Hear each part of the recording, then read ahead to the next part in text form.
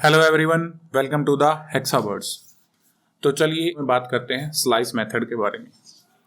तो slice method क्या करता है, एक एरे के अंदर से एक स्पेसिफिक पोर्शन को उठा के एक नया एरे रिटर्न करता है। तो चलिए उसको वीडियोस कोड में करके देखते हैं कि ये कैसे काम करता है। तो यहाँ मैं कमेंट डालूंगा स्लाइस। तो मैं एक एरे लेता हूँ, लेट डेटा और समथिंग वैल्यू इसके अंदर मैं इंसर्ट कर दूँ, ठीक है। अब एक नया वेरिएबल लेते हैं जिसके अंदर क्या करेंगे, डेटा डॉट स्लाइस। अभी जब आप इसके ऊपर होवर करोगे ना तो आपको ये दिखाएगा कि आपको जो स्लाइस करना है, आपको मतलब जो काटना है वो पार्ट कहाँ से स्टार्ट करना है और कहाँ पे एंड करना है। अब मैं यहाँ पे अगर डाल दूँ 2 और कोमा 3, तो ये क्या करेगा, 2 इंडेक्स से वैल्यू को उठाएगा और 3 इसमें इंक्लूड नहीं होगा। ये बात ध्यान रखना, 3 इसके अंदर इंक्लूड नहीं होगा। मैंने 2,3 लिखा है तो सिर्फ एक वैल्यू आएगी, वो जो शुरू में है 2। अब यहाँ पे 0 पे 3 है, 1 पे 3 है, 2 पे कितना है 5। अगर मैं अब a को CLG करूंगा ना, console डॉट लॉग, अगर मैं a को करूंगा तो आप देखना सिर्फ और सिर्फ मेरे पास कौन सी वैल्यू आने वाली है, 0 1 2, ये 5 मेरे पास आने वाला है। चलिए इसको करके देखते हैं, नोड इंडेक्स डॉट जेएस, ये देखिए सिर्फ 5 आया। अगर मैं यहाँ पे सिंगल एक वैल्यू दे दूं तो ये by default up to array की लेंथ तक जाएगा। इसका मतलब क्या है कि ये मेरा 2 से स्टार्ट होगा, यानी 0 1 2 5, यानी 5 से ये दे देगा 34 लेगा, 64 लेगा और 6 ले लेगा, अप टू एरे की लेंथ तक जाएगा। अब देखो अगर मैं इसको CLG करूंगा तो ये देखिए 5 के आगे सारे एलिमेंट्स आ गए। अब मैं यहाँ पे नेगेटिव वैल्यू भी दे सकता हूं, मान लो मैं -1 कर दूं, तो अब ये कैसे काम करेगा, ये देखिए 0 पे ये 3 है, ये 1 पे है, ये 2 पे है, तो ये 5 से स्टार्ट होगा और -1 तक जाएगा। -1 कौन सा है, ये 6 है, ठीक है। अब अगर मैं इसको CLG करूंगा तो ये 6 इसके अंदर इंक्लूड नहीं होगा। मैंने पहले भी बताया है, जो बाद का एलिमेंट है, जो एंड पॉइंट है, वो इसके अंदर इंक्लूड नहीं होता है। तो स्लाइस मेरा क्या करता है, एक एरे के अंदर से एक स्पेसिफिक पार्ट को काट के आपको एक नए वेरिएबल के अंदर असाइन करके एक न्यू एरे रिटर्न कर देता है।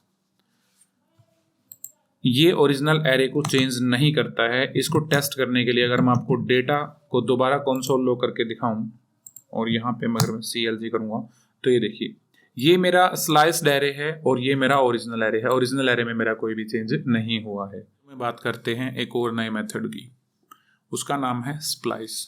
इसमें बहुत सारे बच्चे बहुत ज़्यादा कंफ्यूज होते हैं कि जो इसके अंदर पैरामीटर्स हम पास करते हैं वो कैसे वर्क करते हैं।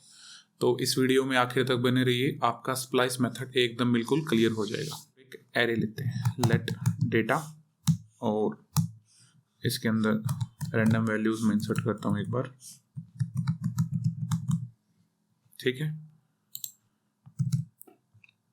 अब देखिए डेटा डॉट स्प्लाइस, मैंने एक बार इतना ही लिखा है। जब आप इसके ऊपर होवर करते हो तो आपको ये दिखा रहा है कि स्प्लाइस क्या करता है। एक बार आपको वर्बली बता दूं कि स्प्लाइस इंसर्शन और डिलीशन सेम टाइम पे करता है। मतलब एक ही मेथड के अंदर आप वैल्यूज को डिलीट भी कर रहे हो और इंसर्ट भी कर रहे हो।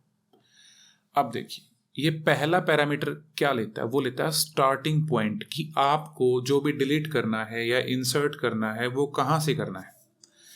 अब उसके बाद मान लो मैं इसको मैं डाल देता हूं 2। अब देखिए अब ये क्या कह रहा है, मैं कोमा लगा दूंगा ना, ये देखिए डिलीट काउंट। अब कोमा लगाने के बाद ये पूछ रहा है कि डिलीट काउंट कितना रखना है। मतलब मैं कह रहा हूं कि 2 से स्टार्ट होना है। अब बताना है कि कितने नंबर ऑफ एलिमेंट मुझे डिलीट करने हैं। मान लो मैं ये भी 2 रख देता हूं और अगर दोबारा अगर कोमा लगा दूंगा, अब मुझे एंट्री करनी यहाँ पे नंबर ऑफ एरे की, कि मुझे कितने एलिमेंट अब इंसर्ट करने हैं, उनकी एक्चुअल वैल्यूज। मैं 7 को इंसर्ट करने वाला हूं, मैं 8 को इंसर्ट करने वाला हूं, मैं 9 को इंसर्ट करने वाला हूं। समझ आई ये पहला पैरामीटर क्या रहेगा, ये पहला पैरामीटर रहेगा कि मुझे स्टार्ट कहाँ से करना है। उसके बाद दूसरा पैरामीटर क्या रहेगा कि मुझे कितनी वैल्यूज को डिलीट करना है। उस कोमा के बाद आप जितनी वैल्यूज लिखोगे वो सारी वैल्यूज इंसर्ट हो जाएंगी।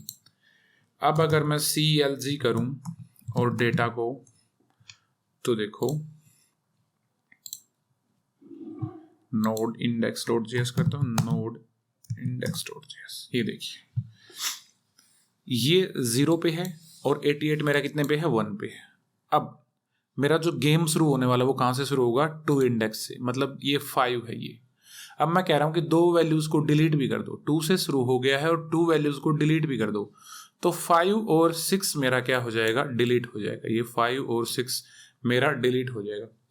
और उसके बाद जितने भी वैल्यूज, जितने भी नंबर्स जो भी मैं लिखूंगा वो सारे क्या हो जाएंगे, इंसर्ट। तो 4 आया, 8 आया। उसके बाद ये जो मेरी 3 चीजें हैं ये इंसर्ट हो गई हैं, 7 8 9। उसके बाद 7 8 9 9 जो बची हुई वैल्यूज थी वो वापस से भी इसके लास्ट में इंसर्ट हो गई है। अब आपको मैं एक चीज और करके दिखाता हूं जिससे क्लैरिटी रहे। मैं यहाँ पे ऐसे एरे भी पास कर सकता हूँ, 2, ठीक है। ये मेरे क्या रहेंगे, नंबर रहेंगे। अब आपको ये ज्यादा बेटर समझ आएगा।